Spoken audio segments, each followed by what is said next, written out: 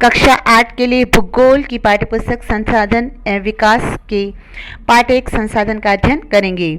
मोना और राजू अपना घर साफ करने में अम्मा की मदद कर रहे थे।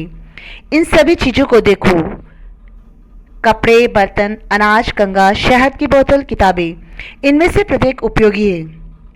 मोना ने कहा, इसलिए महत्वपूर्ण है। अम्मा ने कहा, ये संसाधन है। संसाधन क्या है? अम्मा से राजू ने प्रश्न पूछा। अम्मा ने बताया, प्रत्येक वस्तु जिसका उपयोग आवश्यकताओं को पूरा करने के लिए किया जाता है वह संसाधन है। अर्थात जिन वस्तु का उपयोग हम अपनी आवश्यकताओं की पूर्ति के लिए करते हैं वह संसाधन है। अपने चारों ओर देखिए और निरीक्षण कीजिए। आप संसाधनों के विविध प्रकारों को पहचानने में सक्षम होंगे। आप प्यास लगने पर जो जल पीते हैं, आप अपने घर में जिस विद्युत का उपयोग करते हैं, स्कूल से घर पहुंचने के लिए उपयोग किया गया रिक्शा, पाठ्यपुस्तक जिसका उपयोग आप अध्ययन के लिए करते हैं, ये सभी संसाधन हैं। आपके पिता ने आपके लिए नाश्ता तैयार किया है। उन्होंने जिन ताज़ी सब्जियों का उपयोग किया है वह भी एक संसाधन है। जल, विद्युत, रिक्शा, सब्जियां और पाठ्यपुस्तक सभी में कुछ एक जैसा क्या है? उनमें से सभी वस्तुओं का उपयोग आपके द्वारा किया गया है, इसलिए वे उपयोगी है। एक वस्तु अथवा पदार्थ की उपयोगिता अथवा प्रयोज्यता से उसे एक संसाधन बनाती है। राजू अब जानना चाहता था कि कोई भी वस्तु संसाधन कैसे बनती है। अम्मा ने बच्चों को बताया, वस्तुएं उस समय संसाधन बनती है जब उनका कोई मूल्य होता है। इसका प्रयोग अथवा उपयोगिता इसे मूल्य प्रदान करते हैं। सभी संसाधन मूल्यवान होते हैं। अम्मा ने कहा, मूल्य का अर्थ महत्व होता है। कुछ संसाधनों का आर्थिक मूल्य होता है जबकि कुछ संसाधनों का आर्थिक मूल्य नहीं होता है। उदाहरणार्थ, धातुओं का आर्थिक मूल्य होता है लेकिन एक मनोरम भूदृश्य का आर्थिक मूल्य नहीं होता है। परंतु ये दोनों संसाधन महत्वपूर्ण हैं और मनुष्य की आवश्यकताओं को पूरा करते हैं। कुछ संसाधन समय के साथ आर्थिक रूप से मूल्यवान हो सकते हैं। आपके दादी के घरेलू नुस्खों का आज कोई वाणिज्यिक मूल्य नहीं है, लेकिन यदि वे पेटेंट करने के उपरांत मेडिकल फर्म द्वारा भेजे जाते हैं तब वे आर्थिक रूप से मूल्यवान हो सकते हैं। पेटेंट, इसका तात्पर्य किसी विचार अथवा आविष्कार पर एकमात्र अधिकार से है। समय और प्रौद्योगिकी दो महत्वपूर्ण कारक है जो पदार्थों को संसाधन में परिवर्तित कर सकते हैं। दोनों लोगों की आवश्यकताओं से संबंधित है। लोग स्वयं ही सबसे महत्वपूर्ण संसाधन है। ये लोगों के विचार, ज्ञान, आविष्कार और खोज है जो और अधिक संसाधनों की रचना करते हैं। प्रत्येक खोज अथवा आविष्कार से बहुत से अन्य खोज एवं आविष्कार होते हैं। आपकी खोज से खाना पकाने की पद्धति एवं अन्य प्रक्रियाओं का प्रचलन हुआ, जबकि पहिए के आविष्कार से अंततः परिवहन की नवीनतम विधियों का विकास हुआ। जल विद्युत बनाने की प्रौद्योगिकी ने तेजी से बहते जल से ऊर्जा उत्पन्न करके उसे एक महत्वपूर्ण संसाधन बना दिया है। संसाधनों के प्रकार। सामान्यतः संसाधनों को प्राकृतिक, मानव निर्मित और मानव में वर्गीकृत किया गया है। प्राकृतिक संसाधन, जो संसाधन प्रकृति से प्राप्त होते हैं और अधिक संशोधन के बिना उपयोग में लाए जाते हैं, प्राकृतिक संसाधन कहलाते हैं। वायु, जिसमें हम सांस लेते हैं, हमारी नदियों और झीलों का जल, मृदा और खनिज सभी प्राकृतिक संसाधन हैं। इन संसाधनों में से बहुत से प्रकृति के निःशुल्क उपहार हैं और सीधे ही उपयोग में लाए जा सकते हैं। कुछ परिस्थितियों में प्राकृतिक संसाधन का सबसे अच्छी तरह उपयोग करने के लिए औजारों और प्रौद्योगिकी की आवश्यकता हो सकती है। प्राकृतिक संसाधनों को विस्तृत रूप से नवीकरणीय और अनवीकरणीय संसाधनों में विभाजित किया जा सकता है। नवीकरणीय संसाधन वे संसाधन हैं जो शीघ्रता से नवीकृत अथवा पुनः पूरित हो जाते हैं। इनमें से कुछ असीमित है और उन पर मानवीय क्रियाओं का प्रभाव नहीं होता है, जैसे सौर और पवन ऊर्जा। लेकिन फिर भी कुछ नवीकरणीय संसाधनों जैसे जल, मृदा और वन का लापरवाही से किया गया उपयोग उनके भंडार को प्रभावित कर सकता है। जल असीमित नवीकरणीय संसाधन प्रतीत होता है, फिर भी जल की कमी और प्राकृतिक जल स्रोतों का सूखना आज विश्व के बहुत से भागों में एक बड़ी समस्या है। अनवीकरणीय संसाधन।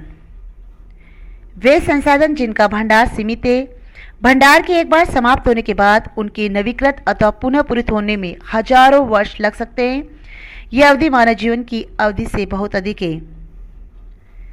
इस प्रकार के संसाधन अनवीकरणीय कहलाते हैं। कोयला, पेट्रोलियम तथा प्राकृतिक गैस इसके कुछ उदाहरण हैं।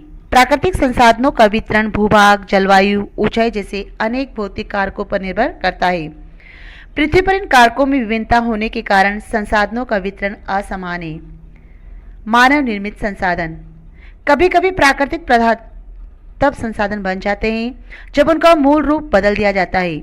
लोहा अयस्क उस समय तक संसाधन नहीं था जब तक लोगों ने उससे लोहा बनाना नहीं सीखा था। लोग प्राकृतिक संसाधनों का उपयोग पुल, सड़क, मशीन और वाहन बनाने में करते हैं, जो मानव निर्मित संसाधन के नाम से जाने जाते हैं। प्रौद्योगिकी भी एक मानव निर्मित संसाधन है, इसलिए हम जैसे लोग प्राकृतिक संसाधनों का उपयोग करके मानव निर्मित संसाधन बनाते हैं। मोना ने समझाते हुए कहा। हाँ, राजू ने स्वीकृति में सिर हिलाया। मानव संसाधन। लोग और अधिक संसाधन बनाने के लिए प्रकृति का सबसे अच्छा उपयोग तभी कर सकते हैं जब उनके पास ऐसा करने का ज्ञान, कौशल तथा प्रौद्योगिकी उपलब्ध हो। इसलिए मनुष्य एक विशिष्ट प्रकार का संसाधन है। अतः लोग मानव संसाधन है। शिक्षा और स्वास्थ्य लोगों को बहुमूल्य संसाधन बनाने में मदद करते हैं। अधिक संसाधनों के निर्माण में समर्थ होने के लिए लोगों के कौशल में सुधार करना मानव संसाधन विकास कहलाता है। संसाधन संरक्षण। मोना ने एक बुरा स्वप्न देखा। उसने देखा कि पृथ्वी पर सारा जल सूख गया है और सारे पेड़ कट गए हैं। वहाँ पर न तो छाया ही थी और न कुछ खाने पीने के लिए था। लोग परेशान हो रहे थे और चारों तरफ भोजन और छाया की तलाश में निराश घूम रहे थे। उसने अपनी माँ को सपने के बारे में बताया। उसने पूछा, अम्मा, क्या ये सच हो सकता है? हाँ, अम्मा ने उत्तर दिया। यदि हम नवीकरणीय संसाधनों के प्रति सतर्क नहीं रहते हैं तो वे बहुत ही दुर्लभ हो सकते हैं और अनवीकरणीय संसाधन निश्चय ही समाप्त हो सकते हैं। राजू ने पूछा, हम इसके लिए क्या कर सकते हैं? बहुत कुछ, अम्मा ने उत्तर दिया। आप अपने दोस्तों से बात क्यों नहीं करते? संसाधनों का सतर्कतापूर्वक उपयोग करना और उन्हें नवीकरण के लिए समय देना संसाधन संरक्षण कहलाता है। संसाधनों का उपयोग करने की आवश्यकता और भविष्य के लिए उनके संरक्षण में संतुलन बनाए रखना सतत पोषणीय विकास कहलाता है। संसाधनों के संरक्षण के अनेक तरीके हैं। प्रत्येक व्यक्ति उपभोग को कम करके वस्तुओं के पुनः चक्रण और पुनः उपयोग द्वारा योगदान दे सकता है। अंततः यह एक विभिन्नता बनाता है, क्योंकि सभी जीवन एक दूसरे से जुड़े हैं। उस शाम बच्चों और उनके मित्रों ने पुराने समाचार पत्रों, व्यर्थ वस्त्रों तथा बांस की डंडियों से लिफाफे और खरीदारी के लिए थैले बनाए। मोना ने कहा, हम इन वस्तुओं में से कुछ वस्तुएं उन परिवारों को देंगे जिन्हें हम जानते हैं। मुस्तफ़ा ने कहा, अपने संसाधनों को बचाना और अपनी पृथ्वी को सजीव रखना ये एक बहुत अच्छा कार्य है। जैसी ने कहा, मैं बहुत ही सतर्क रहूंगी कि कागज व्यर्थ न हो। उसने स्पष्ट किया, कागज बनाने के लिए बहुत से पेड़ों को काट दिया जाता है।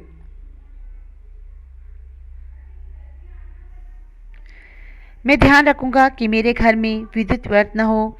मुस्तफ़ा ने जोर से कहा, विद्युत जल और कोयले से मिलती है। मैं विश्वास दिलाती हूँ कि घर में जल बेकार नहीं होगा। जल की एक एक बूंद मूल्यवान है।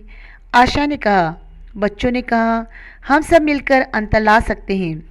ये कार्य मोना, राजू और उनके मित्रों ने किए हैं। आपका क्या विचार है? आप संसाधन संरक्षण में कैसे मदद करने जा रहे हैं?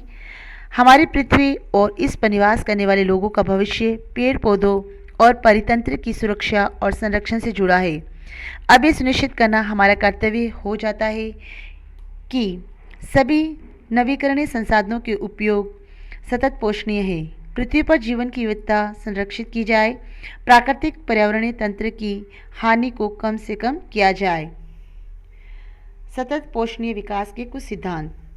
जीवन के सभी रूपों का आदर और देखभाल, मानव जीवन की गुणवत्ता को बढ़ाना, पृथ्वी की जीवन शक्ति और विविधता का संरक्षण करना, प्राकृतिक संसाधनों के ह्रास को कम से कम करना, पर्यावरण के प्रति व्यक्तिगत व्यवहार और अभ्यास में परिवर्तन, समुदायों को अपने पर्यावरण की देखभाल करने योग्य बनाना।